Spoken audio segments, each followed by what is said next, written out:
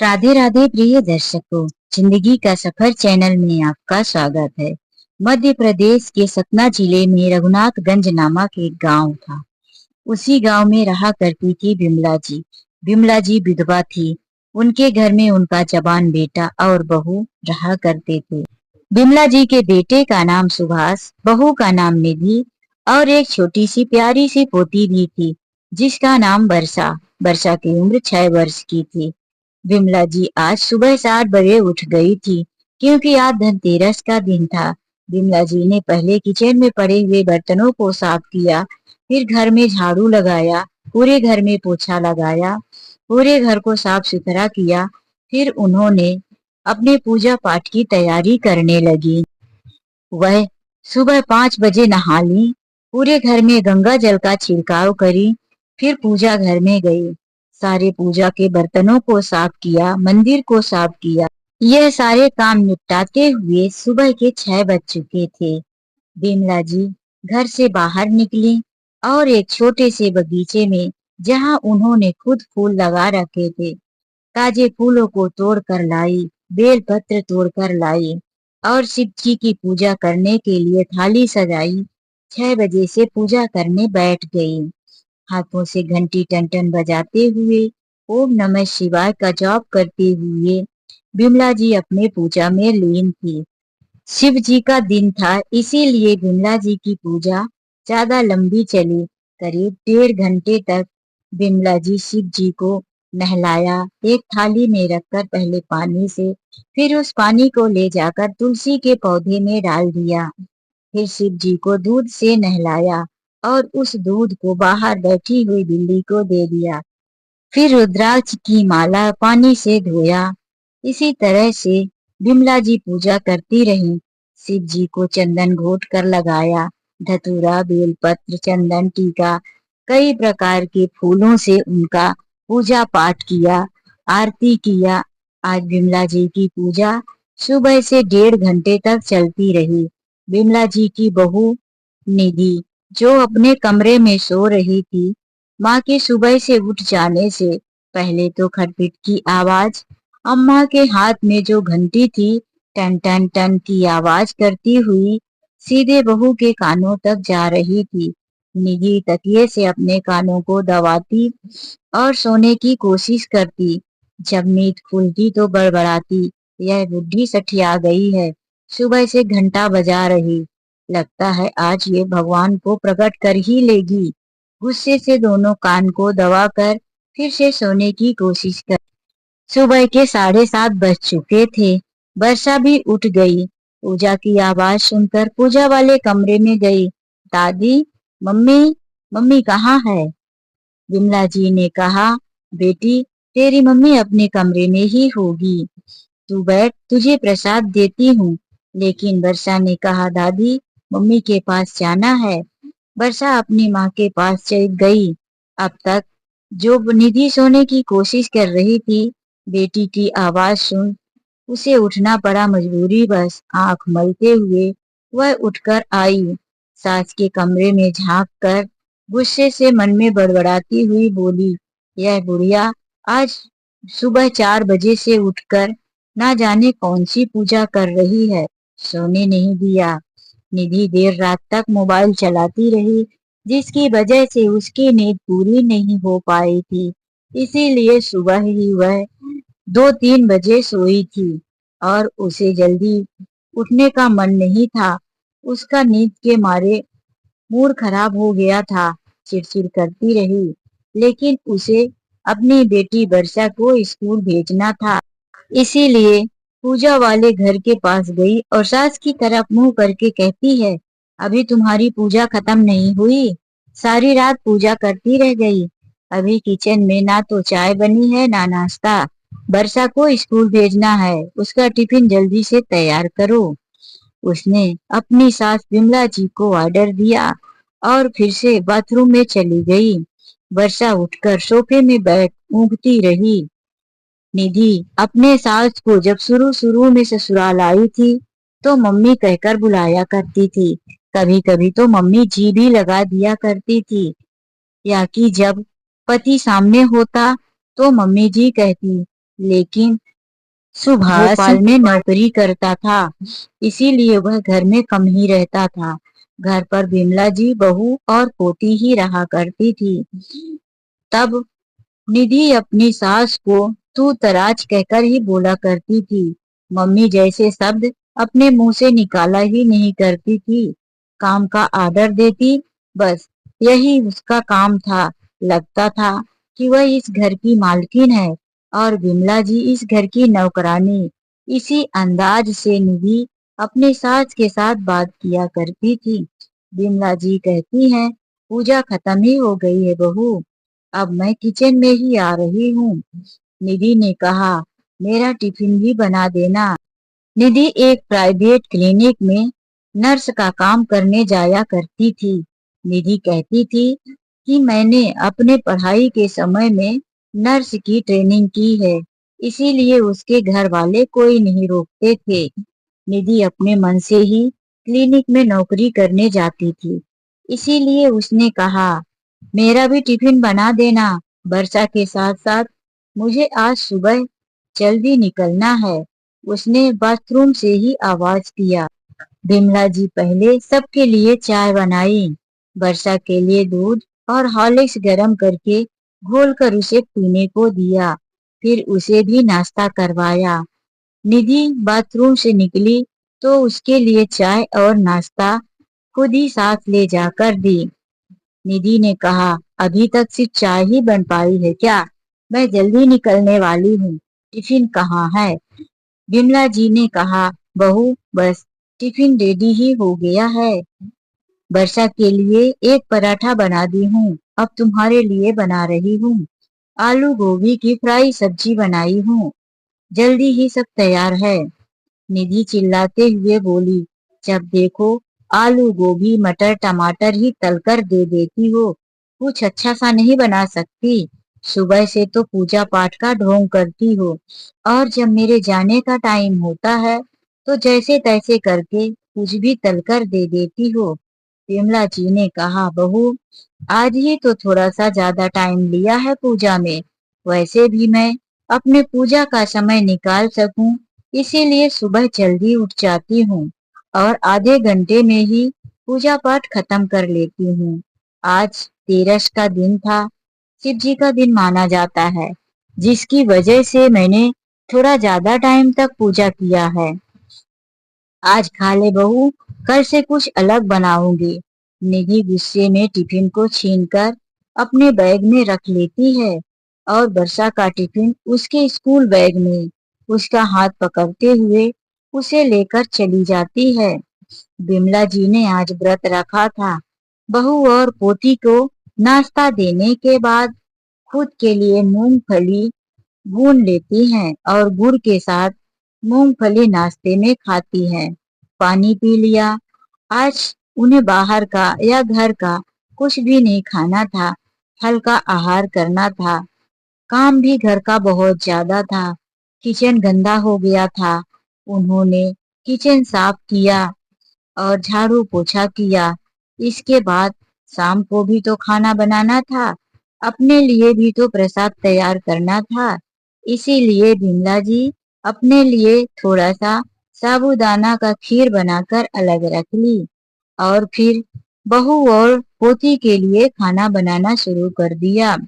जब बहू आई, गरम गरम रोटी सब्जी दाल चावल बन चुका था। बहू आते ही बैठ गई।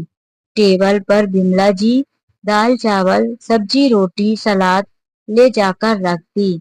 निधि मुंह बनाते हुए खाना खाने लगी। यह बुढ़िया रोज रोज वही खाना बनाती है, कुछ अलग नहीं बनाती। पहले तो कई प्रकार की अलग अलग वैरायटी बनाकर रखती थी। बिमला जी आज व्रत रखी थी, थक गई थी। सारा काम खत्म करने के बाद वह अपनी कटोरी में रखी हुई खीर खाकर रात को सो गई। सुबह उनको बड़ा थकान और कमजोरी सा लग रहा था, लेकिन घर का काम करना उनकी मजबूरी थी। इसीलिए वह सुबह जल्दी उठी और फिर रोज की तरह पोती और बहू को टिफिन बनाकर देना, घर की साफ सफाई करना अपने लिए 2 रोटी खाना और फिर घर के झाड़ू पोछा कपड़ा बर्तन उसी में पूरा दिन लगे रहना। ऊपर से बहू कई ताना मारती, कभी खाना पसंद नहीं आता तो कभी डांट फटकार लगाती रहती। यह तो बिमला जी के जीवन में चल ही रहा था। कई बार बिमला जी ने देखा कि उनकी बहू उन्हें देखकर मुंह बना लेती है। बाकी अपने मोबाइल में जब वह कमरे में बात करती है तो खूब खिलखिलाकर हंसती रहती है। बिमला जी ने सोचा शायद मेरे बेटे पुष्पराज के साथ बात करके हंस रही होगी। कोई बात नहीं, अभी ये जवान लड़के और बहू हैं, इन्हें तो खुश रहना ही चाहिए। उन्हें इस बात की खुशी होती कि मुझसे अच्छे से बात नहीं करती तो कोई बात नहीं, कम से कम मेरे बेटे के साथ तो खुश रहती है। यही सोचकर बिमला जी कुछ नहीं कहती। जब निधि एक दिन कमरे में बात कर रही थी तो बिमला जी रात को पानी लेने उठी। वह फुसफुसा कर बात कर रही थी और उधर से भी सन्नाटे में थोड़ी थोड़ी बात करने वाले की आवाज आ रही थी। बिमला जी को लगा कि यह आवाज तो मेरे बेटे पुष्पराज की नहीं हो सकती। आवाज स्पष्ट तो नहीं सुनाई दे रही थी, लेकिन बिमला जी को जितना भी सुनाई दे रहा था उसमें से उन्हें जरा सा भी अपने बेटे के बात करने का अंदाज नहीं था। वह खड़ी रही, लेकिन जब सब तरह से स्पष्ट सुनाई नहीं दिया तो वापिस अपने कमरे में चली आई। एक दिन सुबह निधि ने कहा, पूरा दिन सोती मत रहो, आज घर की साफ सफाई जरा अच्छे से कर दो। आज मेरी सहेली नेहा आने वाली है, उसके लिए आलू गोभी और मटर वही तलकर मत रख देना। कुछ अच्छी सी सब्जी बनाओ, जाकर पनीर लेकर आओ और अच्छा अच्छा खाना बनाना मेरी सहेली के लिए। बिमला जी ने ऐसा ही किया, खुद ही बाजार से जाकर पनीर लाई और फिर पनीर की सब्जी, पूरी, वेज फ्राई राइस, कई प्रकार का खाना बनाने की कोशिश करने लगी। सलाद, सब कुछ उन्होंने बनाकर रखा, अपने हाथों से रायता। आज किचन में अच्छी खुशबू आ रही थी। नेहा जब आई और निधि के घर का खाना खाई तो उंगलियां ही चाटती रह गई। निधि ने बताया, यह सारा खाना मेरी सास ने बनाया है। नेहा आश्चर्य में रह गई। अरे, तेरी सास ने बनाया है? मेरी सास तो कभी मुझे एक गिलास पानी नहीं देती। निधि ने कहा, यह बुढ़िया घर में बैठी रहती है, मैं भी तो काम पर जाती हूँ और इसका लड़का भी तो काम करने गया है। यह घर का भी नहीं करेगी तो क्या इसे बैठे बैठे मैं बनाकर खिलाऊंगी। यह कहकर दोनों खिलखिलाकर हंसने लगी। नेहा अपने घर चली गई। एक दिन निधि कमरे में सो रही थी। उसने कहा, सुनती हो, जाओ मेरे लिए आज आइसक्रीम लेकर आओ। पेट में कुछ अजीब सा लग रहा है, ठंडा खाने का मन हो रहा है। पैसे मेरे पर्स से निकाल लो। वह बेड पर पड़ी थी और अपनी सास को ऑर्डर दे दी। बिमला जी उसके पर्स को, जो कि वहीं उसके कमरे में एक टेबल पर रखा था, उसमें से पैसे निकालने गई तो देखा कि उसके पर्स में एक बड़ा सा सिगरेट का पैकेट रखा था। बिमला जी का हाथ लगा, लेकिन वह डर के मारे पर्स से ऊपर नहीं निकाली। मन में सोच कर ही घबरा गई, क्या मेरी बहू निधि सिगरेट पीने लगी है? इसको बुरी आदतें लग गई है। लेकिन वह उस समय कुछ नहीं बोली, चुपचाप उसे उसी पर्स में छोड़ दिया और एक छोटा सा पर्स के अंदर और पर्स था, उसे निकालकर उसमें से 100 की नोट निकाला और पूछी, कौन सा फ्लेवर खाएगी बहू? निधि ने कहा, मेरे लिए तो वनीला फ्लेवर ले लेना, और हाँ, वर्षा के लिए चॉकलेट फ्लेवर। जाओ जल्दी, वहीं कोई मिल जाएगा तो बातें ही मत करती रह जाना। विमला जी ने कहा, मैं अभी आई। वह जाते जाते सोच रही थी, क्या निधि को इतनी बुरी आदत लग गई है? आखिर वजह क्या है कि निधि के पर्स में सिगरेट का पैकेट। निधि शहर की लड़की थी और वह गांव में ब्याही गई थी। विमला जी सोच रही थी, क्या शहर की लड़कियां ये सब करती हैं? नहीं नहीं, निधि ऐसी नहीं थी। उसने तो कभी ऐसा कुछ नहीं किया। वह सोचते सोचते आइसक्रीम के ठेले तक पहुंच गई। 2 आइसक्रीम उन्होंने पैक करवाया और जब वापस आई तो उनके मन में भी कई तरह के ख्याल आते रहे। वह आइसक्रीम बेटी और माँ को दे दिया। दोनों माँ बेटी आइसक्रीम ले ली और बिमला जी किचन में आकर साफ सफाई करने लगी। बिमला जी का घर के कामों में आज इतने अच्छे से मन नहीं लग रहा था। वह यही सोच रही थी, आखिर वजह क्या है। सोचते सोचते वह आज किचन के काम कर रही थी। तभी शाम को 5 बजने वाला था। निधि का मोबाइल टन टन बज रहा था। उसने अपने कमरे में बात करना उचित नहीं समझा। मोबाइल उठाया और वह सीढ़ियां चढ़ती हुई छत के ऊपर चली गई। अभी किचन में विमला जी जो काम कर रही थी, उनका ध्यान तो पहले ही बहू की तरफ था। वह ऊपर जाकर हंसते हुए किसी से बात कर रही थी। यार, तुम कभी भी कॉल कर देते हो।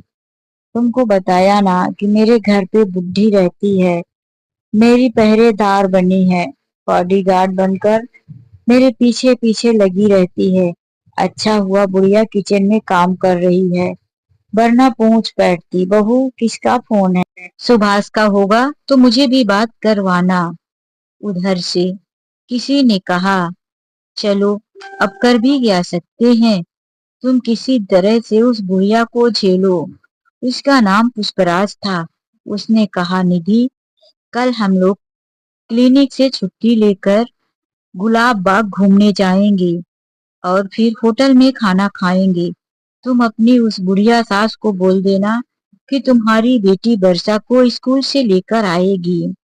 आज उसकी आवाज सुनकर स्पष्ट रूप से समझ में आ गया था बिमला जी को कि यह मेरा बेटा नहीं है। इधर से निधि कहती है, पुष्पराज, लेकिन वर्षा आकर मुझे ढूंढेगी।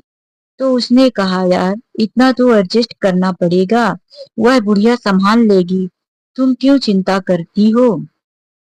वह हंस पड़ी और कहने लगी, अरे हाँ, यह काम करने में बुढ़िया माहिर है।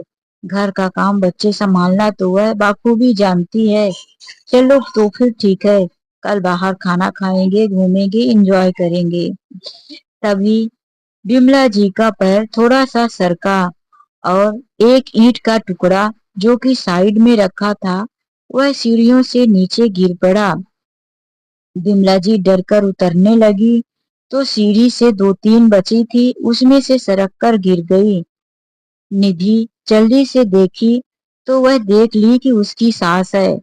वह फोन कट की और जल्दी जल्दी सीढ़ियों को उतरते हुए आई और सास के भागने से पहले ही उनके बाल पकड़ ली और कहने लगी, बुढ़िया खुसर, तू छुपकर मेरी बातें सुन रही थी, बोल तूने क्या सुना है? बिमला जी कहने लगी, बहू छोड़ दे मेरा बाल, मैंने कुछ नहीं सुना है। उसने इतनी मजबूती से बिमला जी के बाल को पकड़ रखा था कि दर्द के मारे उनकी चीख निकल रही थी। लेकिन निधि ने जरा सा भी तरस नहीं खाया और कहती रह गई, बता बुढ़िया, तूने क्या सुना? जब वह गिड़गिड़ा कर कहने लगी, नहीं नहीं, मैंने कुछ नहीं सुना, निधि ने बाल पकड़कर ही आगे धक्का मार दिया। वह जमीन पर गिर पड़ी। फिर निधि ने कहा, बुढ़िया, अगर तूने किसी पड़ोस या अपने बेटे सुभाष या किसी से भी इस बारे में चर्चा की तो मैं तुझे जान से मार दूंगी, तेरी आवाज हमेशा हमेशा के लिए बंद कर दूंगी। बिमला जी डर गई थी। डरी सहमी सी वह अपने कमरे में चली गई।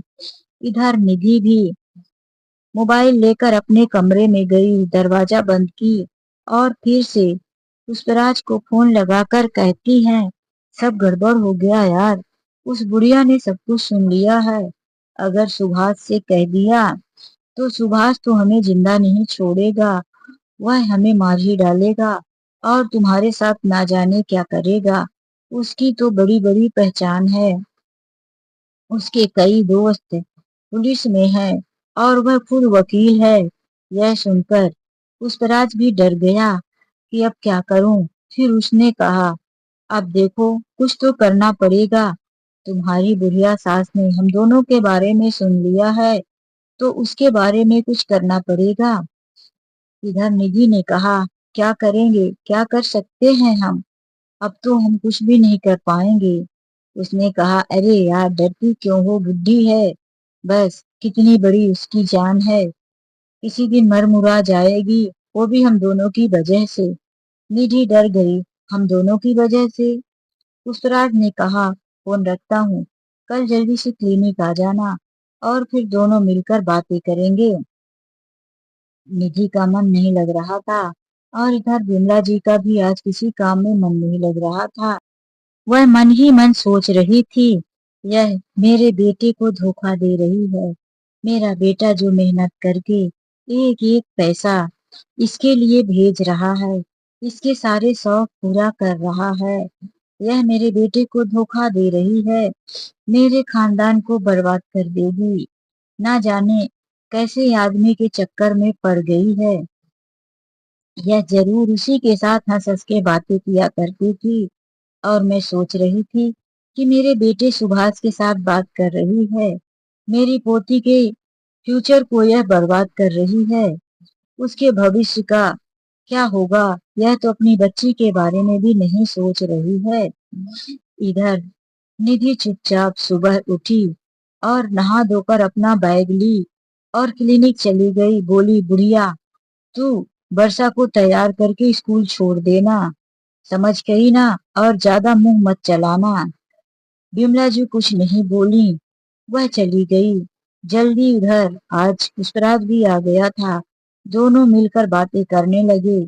यार सब कुछ पता चल गया, अब क्या करूं। पुष्पराज ने कहा, देखो तुम्हारी सास के लिए कुछ अलग करना पड़ेगा, क्यों ना हम दोनों उसे मौत के घाट उतार दें। बस काम ऐसा होना चाहिए कि किसी को पता भी ना चले, ऐसा लगे कि वह खुद ही मर गई है। यह सुनकर निधि डर गई, यह सब कैसे होगा। पुष्पराज ने कहा, तुम मेरे ऊपर छोड़ दो, बताओ वह कब बाहर निकलती है। तो निधि ने कहा, वह तो शाम को 5 या 4:30 बजे निकलती है, फिर 7 बजे तक घर लौटती है। वह थोड़ा सा पार्क में घूमती टहलती है, फिर सब्जी भाजी और पूजा का सामान फूल बेलपत्र लेकर घर लौटती है। निधि की बातें सुनकर पुष्पराज ने कहा, बस यही अच्छा समय है, इसी समय पर हम अपने सोचे समझे साजिश को अंजाम देंगे। दूसरे दिन जब शाम को 4:30 बजे विमला जी घर से निकली तो उसी समय पर निधि ने पुष्पराज को फोन कर दिया। जब गार्डन के पहले ही विमला जी पहुंची तो पीछे से किसी ने उनके चेहरे को रुमाल से ढक दिया। ऐसा लगा कि कोई तेज गाड़ी उनके पास आकर रुकी और उनका मुंह दबा दी। मुंह में उन्हें अपने नाकों में कुछ गंध सी महसूस हुई। फिर अचानक से वह बेहोश हो गई। जब उनकी आधे घंटे के बाद थोड़ी थोड़ी होश आई तो वह एक कार में पीछे बैठी थी। हाथ पैर बंधा नहीं था, लेकिन वह थोड़ी थोड़ी आवाज सुन पा रही थी। देखा तो सामने की सीट पर उनकी बहू और एक जवान लड़का बैठा था जो ड्राइविंग कर रहा था। वह अपने आप को कार में पाई। अभी उनके हाथ पैर इतने नहीं चल रहे थे कि वह उठकर चिल्लाती, बस थोड़ी थोड़ी होश आ गई थी, लेकिन वह उठ नहीं पा रही थी। कार एक ब्रिज के ऊपर खड़ी हुई, नीचे पानी की तेज धारा बह रही थी। वह गांव के बाहर एक नदी थी, उसी में पुष्पराज ने बिमला जी को बीच वाली सीट से निकालकर फेंक दिया और दोनों कार में बैठकर वापिस आ गए। उन दोनों को लगा कि वह बुढ़िया मर गई पानी में डूबकर। अब वह दोनों बहुत खुश रहने लगे थे। दोनों लौटे तो ऐसा लग रहा था कि सब कुछ सही हो गया है। पुष्पराज अपने घर चला गया और निधि अपने घर। उधर रात को थोड़ा थोड़ा अंधेरा होने वाला था और बिमला जी से तैरना नहीं आता था। पानी में गिरते ही वह होश में आ गई थी। पानी में डूबते उतराने लगी। तभी एक ट्रक वहां से गुजर रहा था। ट्रक की आवाज उन्हें सुनाई दी। ट्रक वाले ने ट्रक रोका और जल्दी से उसी ब्रिज से कूदकर बिमला जी को बचा लिया। पुल पर से वह जब अपने ट्रक में लाया, बिमला जी ने पानी पी लिया था। उसने उनका पेट दबाकर पानी निकाला। बिमला जी होश में थी। उस ट्रक ड्राइवर ने पूछा, माँ जी, तुम कैसे पानी में गिर गई? लेकिन बिमला जी बोल नहीं पा रही थी, सांसें फूक रही थी। उस ट्रक ड्राइवर का नाम विकास था। वह ट्रक चलाता हुआ थोड़ी आधे घंटे की दूरी पर अपने घर लेकर गया बिमला जी को। वहां उसने उनके लिए गरम चाय, सूखे कपड़े पहनने को दिया। बिमला जी को अब होश तो आ गया था, लेकिन वे काफी घबराई हुई थी और आखिर डरे क्यों ना, मौत के मुंह से जो लौट कर आई थी। विकास ने काफी पूछने की कोशिश की, लेकिन बिमला जी कुछ नहीं बताई। विकास उनके लिए गरम सूप, चाय खाने के लिए तैयार किया और बिमला जी को कहा, माँ जी, तुम आज आराम करो, कल बात करेंगे। बिमला जी रात भर डरी कांपी अध बेहोशी में कांपते हुए रात गुजारी। सुबह दूसरे दिन जब वह आंख खुली तो किसी और के घर में थी। अब बिमला जी अच्छी तरह से होश में थी। उन्हें सब कुछ उनके साथ हुआ धुंधला धुंधला सा याद आ रहा था। विकास हाथ में चाय का कप लिए आया, टेबल पर रखते हुए पूछा, माँ जी, अब कैसी है तबीयत, कैसा लग रहा है? बिमला जी ने कहा, तुम कौन हो बेटा, मैं कहाँ हूँ? बिमला जी को उसने बताया, माँ जी, कल तुम शाम को अंधेरा होने से पहले ही पानी में डूब रही थी। थोड़ा थोड़ा दिखाई दे रहा था। मैंने तुम्हें पानी से निकाल कर लाया है। बताओ माँ जी, अब तुम नदी के आधे घंटे की दूरी पर हो। तुम नदी में कैसे पहुंची? मेरा नाम विकास है। मेरे माता पिता नहीं है। मैं अकेला ही हूँ। तुम डरो मत माँ जी, तुम यहाँ सुरक्षित हो। बिमला जी की आंखों में आंसू आ गए। लेकिन विकास ने कहा, माँ जी, जब तक कुछ नहीं बताओगी तो मैं तुम्हारी मदद कैसे करूँगा? बिमला जी सुसकते हुए आंसू पोंछते हुए बताने लगी कि मेरा नाम बिमला है।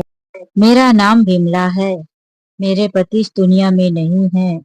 मैं जब शादी करके आई थी तब मेरे पति की आदत अच्छी थी। फिर ना जाने उन्हें कैसे शराब पीने की आदत लग गई और धीरे धीरे इतने शराबी हो गए कि रातों दिन शराब के नशे में डूबे रहते और उनका लीवर खराब हो गया। डॉक्टरों ने कई बार मना किया फिर भी नहीं माने और एक दिन शराब के नशे में एक्सीडेंट हुआ और वह दुनिया छोड़कर चले गए। फिर मेरा बेटा सुभाष पिता के जाने के बाद मात्र 15 साल का था। उसे मैंने पाल पोस कर पढ़ाया लिखाया बड़ा किया और उसने एलएलबी करके वकील बनने की लाइन चुना और वह आज भोपाल में वकालत कर रहा है। उसकी शादी हो गई है। उसकी बहू का नाम निधि है और एक छोटी सी पोती है 6 वर्ष की, जिसका नाम वर्षा है। घर पर मैं, मेरी पोती और मेरी बहू निधि रहते हैं। लेकिन मेरी बहू निधि का पुष्पराज नाम के लड़के के साथ गलत संबंध हो गया और उसी के चक्कर में आकर मेरी बहू मेरे साथ यह कारनामा कर बैठी। क्योंकि एक दिन मैंने बहू और उस लड़के को बात करते हुए सुन लिया था, नाम भी सुन लिया था। दोनों ने प्लानिंग बनाया कि इस बुढ़िया को रास्ते से हटा देंगे। इसीलिए कल शाम को मेरी बहू और उस लड़के ने मुझे पार्क जाते हुए रास्ते में बेहोश किया और फिर लाकर एक वही पुल की नदी से पानी में फेंक दिया। नदी में अगर तुम नहीं आते बचाने बेटा तो मैं अब तक मर गई होती। विकास ने कहा, माँ जी, जिसकी रक्षा भगवान करते हैं उसे इंसान क्या मारेगा। आपकी मौत अभी नहीं है। शायद भगवान ने आपको इसलिए जिंदा रखा कि उन लोगों को सजा देना बाकी है। अब आप चिंता मत करो माँ जी, अब मैं आपकी मदद करूंगा। बिमला जी ने कहा, बेटे को फोन करके बता दूं। विकास ने कहा, नहीं माँ जी, गुस्से में आकर आपका बेटा कुछ उल्टा सीधा कर बैठेगा।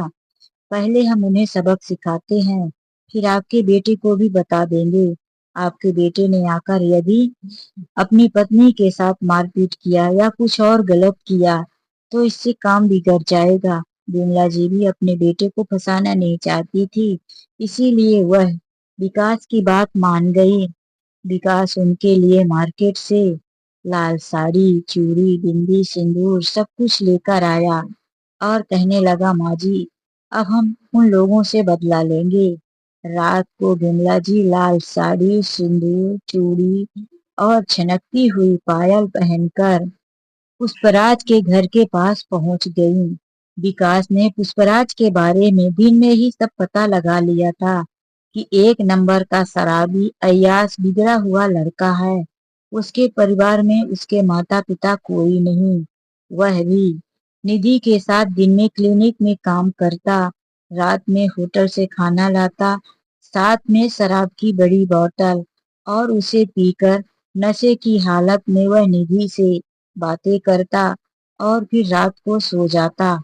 ना जाने निधि उसमें ऐसा क्या देख लिया था जो उसके चक्कर में आ गई थी।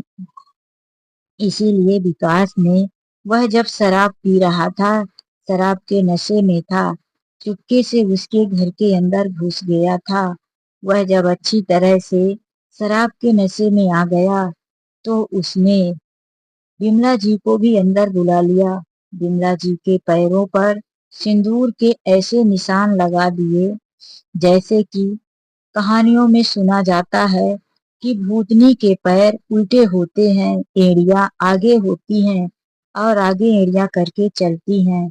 इसी तरह से विकास ने सारे घर में निशान बना दिया और दरवाजे पर उसने बिमला जी को खड़ी किया। जब वह दारू पी के उठा, बाथरूम जाने लगा, लाइट चालू किया पूरे घर की, तो पूरे घर में उसने देखा कि दोनों पैर के आगे एड़ियों वाले निशान थे। वह साफ साफ गहरे खून के रंग थे। उसे लगा कि पैर में खून लगा हुआ मेरे घर पर कोई चुड़ैल आकर पूरे घर में चली है। वह डर के मारे घबरा गया।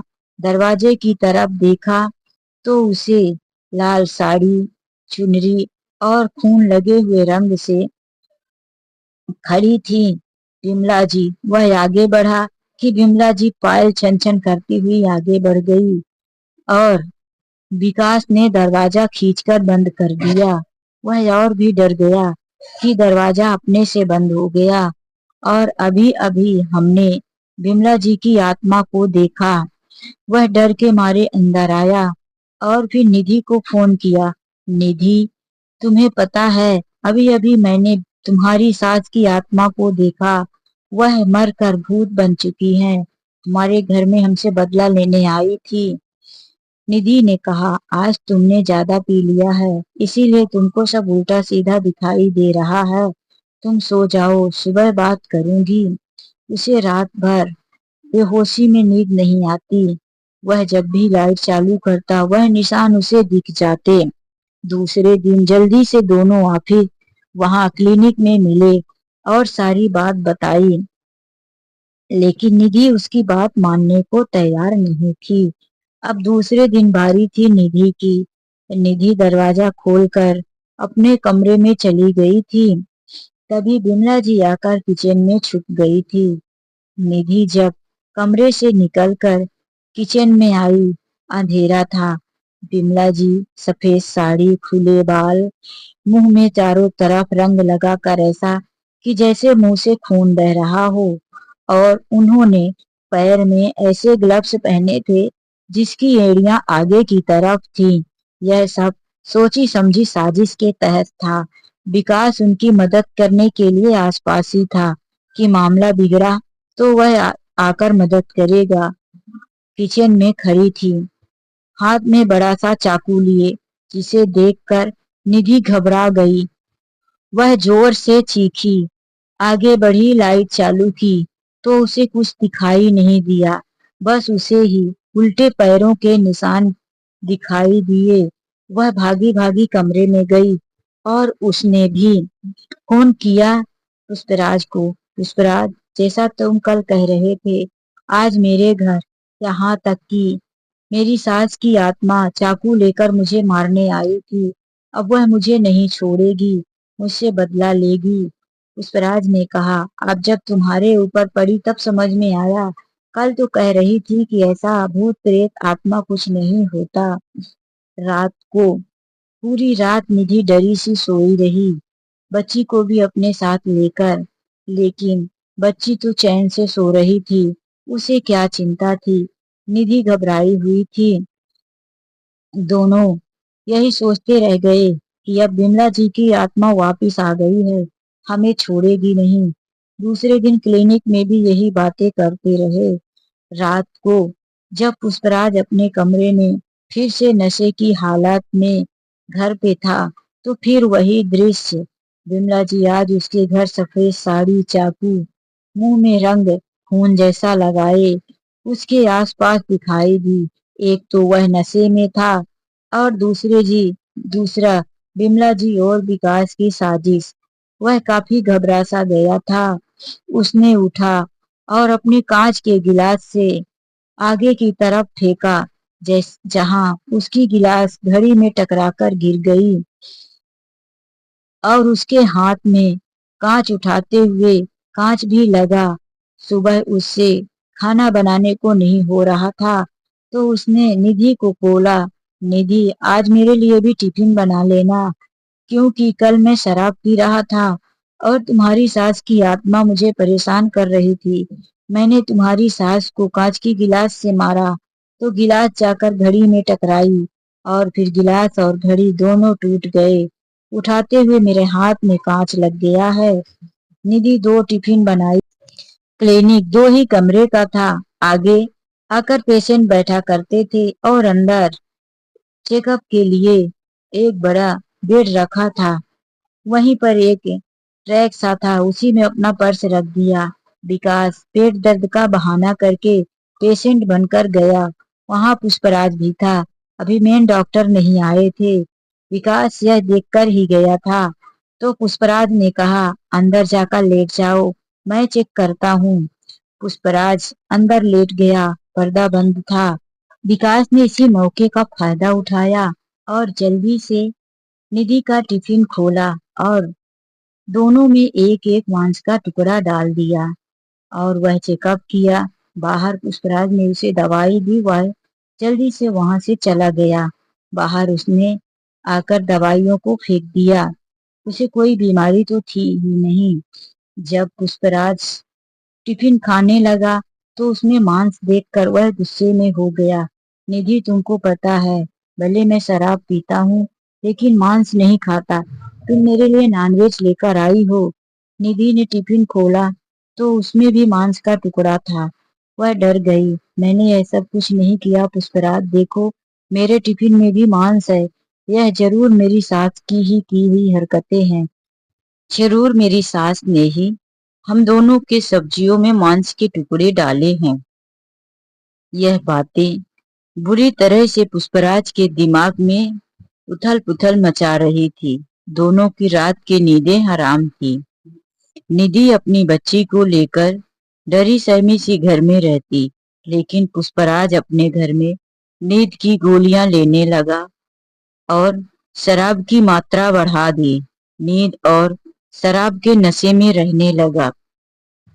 छोटी सी भी आहट में चीखना, चिल्लाना, बर्तन फेंकना, जो भी हाथ में सामान रहता फेंकना, बालों को खींचना, पागलों जैसी हरकत करने लगा था। एक रात पुष्पराज बैठकर शराब पी रहा था। नशा काफी चढ़ चुका था। तभी बिमला जी सफेद साड़ी, खुले बाल, लंबे नाखून, चेहरे पर खून जैसा रंग लगाकर उसके पास जाकर कहती है, तूने मुझे जिस नदी में फेंका है तो मुझे उसी नदी में आके बचा ले। पुष्पराज काफी डर गया, नशे की हालत में उठा और वह उसी नदी के पास पहुंच गया। उसने उसी ब्रिज से यानी कि नदी के पुल से नदी में छलांग लगा दिया। रात को अंधेरा था, नशे की हालत में था पुष्पराज, जिसकी वजह से वह खुद का बचाव नहीं कर पाया और पानी में डूबकर मर गया। किसी ने उसे पानी में डूबता हुआ देख लिया था, इसीलिए पुलिस को फोन कर दिया। पुलिस के आने तक पुष्पराज मर चुका था। यह बात निधि की सहेली नेहा को पहले खबर मिली। नेहा ने निधि को बताया कि पुष्पराज पानी में डूबकर मर गया है। नदी के आसपास पुलिस का जमा हुआ है, लोगों की भीड़ जमी हुई है। पुष्पराज की लाश को बरामद कर लिया गया है। यह सुनकर निधि चीख पड़ी, नहीं, पुष्पराज मरा नहीं है, पुष्पराज को मेरी सास की आत्मा ने मारा है। वह चीख पड़ी, चिल्लाने लगी। उसे लगा कि अब मेरी बारी है, अब मेरी सास की आत्मा मुझे भी नहीं छोड़ेगी। पूरे गांव में सुबह होते होते हड़कंप मच गया। सब जगह एक ही बात, आखिर यह पुष्पराज इस नदी में क्यों मर गया? रात को नदी में क्या करने गया था? खुद कूद कर मरा है या किसी ने मार दिया? कई तरह की बातें आपस में कानाफूसी हो रही थी। उसके बारे में लोग तरह तरह की बातें कर रहे थे और वहीं निधि डरी सहमी अपनी बच्ची को सीने से लगाए घबरा रही थी। एकाएक वह डरकर कहने लगी, नहीं, मुझे नहीं मरना, अब मेरी बारी है। रात होने से पहले ही वह कहने लगी, मैं पुलिस को सब सच बता दूंगी, वरना आज रात मेरी बारी है। मेरी सास मुझे भी वही नदी में डालकर मार देगी। मैं मरना नहीं चाहती। वह यही सोचकर रात होने से पहले दौड़ती भागती पुलिस स्टेशन की तरफ पहुंची। लोग उसे देखते, लेकिन वह किसी की तरफ देखकर रुकी नहीं। पुलिस स्टेशन में जाकर अंदर गई। पुलिस स्टेशन में बड़ी सी टेबल कुर्सियों में बैठे हुए थे कई पुलिसकर्मी। वहीं पर साइड में एक और बड़ी सी ब्रेंच लगी थी। कुर्सी में बैठे थे पुलिस इंस्पेक्टर। वह चिल्लाकर कहने लगी, इंस्पेक्टर साहब, मैंने खून किया है, मैंने अपनी सास को मारा है, मुझे गिरफ्तार कर लीजिए, मेरी जान बचा लीजिए, मैं अपना जुर्म कबूल करती हूँ। उसकी बातें सुनकर उसके तरफ देखने लगे पुलिस इंस्पेक्टर। फिर पुलिस इंस्पेक्टर ने कहा, मैडम बैठिए, बताइए, शांति रखिए। एक महिला पुलिस पानी लेकर आई और वह भी बैठकर पूछने लगी, पहले आप शांत हो जाइए, फिर आराम से बताइए। सारी बात निधि बताने लगी कि किस तरह से उसका पति घर में नहीं, उसकी सास रहती। वह पुष्पराज नाम के लड़के के संबंध में आ गई थी, उसके साथ बातें करती। एक दिन उसकी सास ने दोनों की बातें सुन लिया। दोनों ने प्लानिंग बनाकर सास को नदी में फेंक दिया। उन लोगों को लगा कि बूढ़ी सास मर गई, लेकिन वह तो आत्मा बनकर वापिस आ गई और दोनों को परेशान कर रही है। उसी की आत्मा ने पुष्पराज को मार दिया, अब वह मुझे भी नहीं छोड़ेगी। पुलिस इंस्पेक्टर ने कहा, तुम्हारी सास मर गई तो आज तक उसकी लाश का कुछ पता क्यों नहीं चला? उसी नदी में इतनी छानबीन हुई, इतनी खोजबीन हुई और उसी में पुष्पराज की लाश मिली, जरूर कुछ गड़बड़ है। सबने सुबह ही उसी गांव के आसपास छानबीन फिर से कर दिया। पुलिस की एक टीम नदी के आसपास जमा हो गई। चारों तरफ उस गांव के आसपास पूछने लगे। मछुआरों से भी पूछा जाने लगा कि किसी महिला की लाश यहाँ मिली है क्या? किसी ने नहीं बताया। तब एक औरत ने बताया कि यहीं नदी के पास में एक लड़का रहता है। पहले तो वह अकेला रहता था, लेकिन उसके घर में एक बूढ़ी औरत दिखी गई है। पुलिस की टीम उसके घर में पहुंच गई। विमला जी वहीं पर बैठकर पूजा कर रही थी। पुलिस की टीम को देख जल्दी से पूजा खत्म की। विकास अभी तक जो घर पर ही था, वह पुलिस को देखकर उनसे पूछा, साहब हमारे घर पर इतनी पुलिस टीम क्यों आई है? पुलिस ने कहा, तुम्हारे घर पर कोई महिला है? वह कौन है? लोगों का कहना है कि तुम पहले अकेले रहते थे। बिमला जी भी सामने आ गई और कहने लगी, हाँ साहब, लोगों का ठीक ही कहना है। मैं अजनबी औरत हूँ, लेकिन इस लड़के ने मुझे अपनी माँ बना लिया है।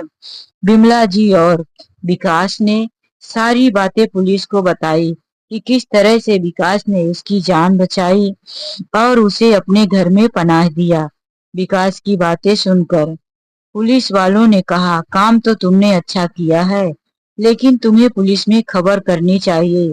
तुमने खुद ही बदला लेने का क्यों सोचा? बिमला जी ने कहा, हम लोगों ने तो सिर्फ डराया है, किसी को मारा और धमकाया नहीं। वह लोग डर के मारे अपनी बुरी हालात के लिए, तो हमारी क्या गलती? जो पाप करता है वही तो डरता है। पुलिस इंस्पेक्टर ने कहा, बिमला जी के बेटे को फोन लगाकर सारी बात बताओ और जल्दी से जल्दी यहाँ पर बुला लो। सुभाष के पास जब फोन गया, बातें हुई। सुभाष ने सारी बात सुना। वह बहुत हड़बड़ा गया। क्या हो गया? मेरी पत्नी और मेरी माँ कहाँ है? कैसे हैं? मेरी माँ के साथ मेरी पत्नी ने यह क्या किया? वह भागा भागा आया और पुलिस स्टेशन पर ही अपनी माँ से मिला। माँ ने सारी बात बताई कि बेटा, इस तरह से तुम्हारी पत्नी के कदम बहक गए थे और मैंने सुन लिया, तो उसने मेरे साथ यह सब किया। सुभाष गुस्से से आग बबूला हो गया।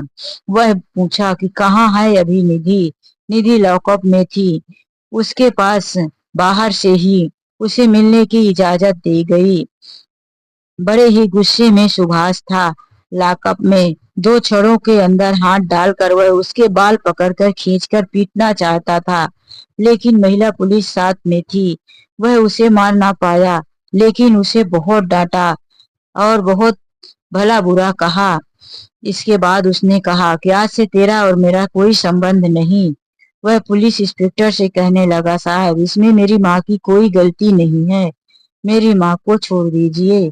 इंस्पेक्टर साहब ने भी समझा कि इस बूढ़ी औरत के साथ बहुत गलत हुआ है। अब कोर्ट की बारी थी फैसला करने की। 2-3 दिन के बाद निधि को कोर्ट में हाजिर किया गया।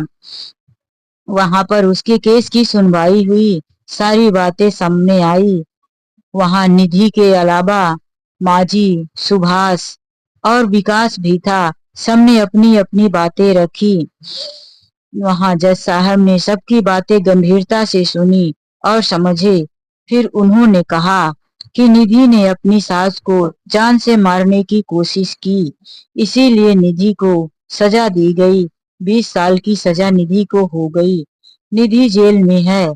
माजी घर आ गई। विकास को भी सुभाष ने गले से लगाकर कहा, अगर तुमने मेरी माँ को पानी से नहीं निकाला होता, तो आज मेरी माँ इस दुनिया में नहीं होती और मुझे किसी भी सच्चाई का पता नहीं चलता। यह सुनकर विकास कहने लगा, मैंने तो ऐसा कुछ नहीं किया भैया, बस मैंने एक माँ को बचाया है। सुभाष ने कहा, आज से तुम मेरे छोटे भाई हो, हम सब साथ में मिलकर रहेंगे। विकास भी अब माजी के साथ रहने लगा। अपनी बेटी वर्षा को सुभाष ने हॉस्टल में डाल दिया और उसकी अच्छी पढ़ाई के लिए, फिर से उसके फ्यूचर के लिए कमाने चला गया। अब सुभाष रोज अपनी माँ के पास बातें किया करता था। विकास को भी कहता, माँ का ध्यान रखना। निधि जेल में बैठे बैठे सोच रही थी, अगर मैंने यह गलती नहीं की होती, तो आज मुझे यहाँ जेल के रोटी नहीं खानी पड़ती, जेल में चक्की नहीं पीसनी पड़ती। अच्छा खासा तो परिवार था मेरा, पति कमा रहा था, एक बेटी थी, घर में सास थी जो माँ की तरह प्यार करती थी, घर के सारे काम करती थी। मैं ही ना जाने कौन सी गलती से एक शराबी के चक्कर में आकर अपनी जिंदगी बर्बाद कर बैठी और आज यहाँ तक पहुंच गई हूँ। वह बहुत पछता रही थी, लेकिन उसके प्रायश्चित करने से अब उसके गुनाह छिपने वाले नहीं थे। तो दोस्तों, यह कहानी आप लोगों को कैसी लगी? लाइक और कमेंट करके जरूर बताना। चलिए मिलते एक ऐसी नई कहानी के साथ। आज के लिए बस इतना ही। राधे राधे, जय श्री कृष्णा।